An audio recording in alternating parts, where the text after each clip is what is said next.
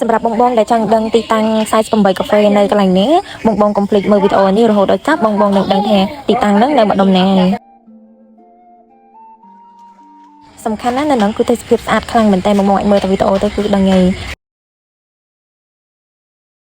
សួស្តីអ្នកទាំងអស់គ្នាសម្រាប់បងដែលចង់ដឹងទីកន្លែង48កាហ្វេបងអាចមើលវីដេអូនេះបានបងជិះមកត្រង់រហូតដល់ស្ពាន48រួចឲ្យបងបត់តាមផ្លូវឆក់តូចនឹងមួយរហូតជិះមកត្រង់ប្រហែលជា500ម៉ាត់គឺដល់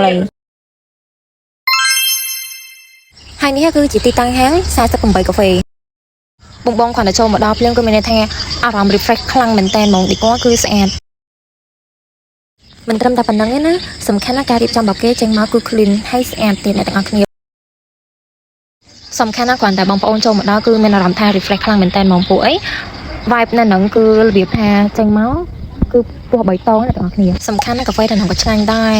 សំខាន់ណាស់ទីតាំងនេះគឺគាត់ទៅតែនឹងបើកថ្មីនេះទេអញ្ចឹងបងប្អូនកុំភ្លេចគាំទ្រគាត់ផងណាហើយនេះគឺជាមុខម្នួយដែលគាត់មានអញ្ចឹងបងអាចកំងបានហើយនឹងគឺតម្លៃធូរថ្លៃដូចគេឯងទេមួយកែវត្រឹមតែ 5000 ទេហើយដែលខ្ញុំស្រឡាញ់ជាងគេអ្នកទាំងអស់គ្នាគឺទេសភាពនៅក្នុងហ្មងអញ្ចឹងមកឡើងពណ៌ green និយាយទៅមើលមកគឺ fresh ខ្លាំងមែនតើហ្មងណាកាហ្វេអត់សំខាន់បានប្លង់ថារូបស្អាតចេះ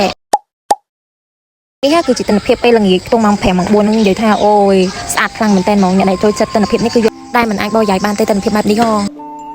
ចំណែកកន្លែងនេះវិញគឺជាទិដ្ឋភាពពេលយប់ណាអ្នកទាំងអស់គ្នាគឺស្អាតខ្លាំងមែនតើហ្មងណាវីដេអូរបស់ខ្ញុំមានតែប៉ុណ្្នឹងទេបាយ